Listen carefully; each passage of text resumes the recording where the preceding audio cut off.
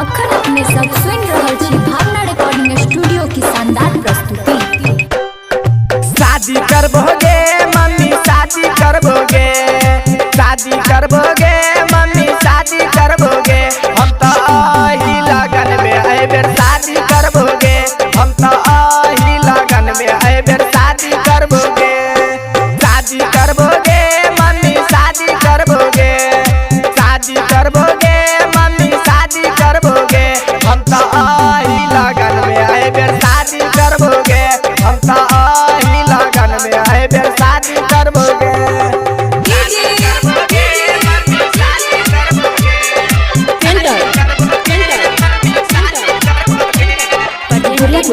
भावना recording studio मनोजो।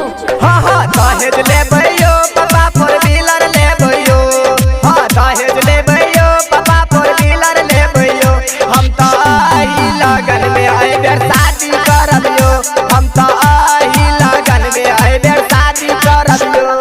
हाँ दहेज लेबैयो पापा फोर व्हीलर लेबैयो, हाँ दहेज लेबैयो पापा फोर व्हीलर लेबैयो, हम तो आही लगन में आए बेर शादी करबियो, हम तो आही लगन में आए बेर शादी करबियो।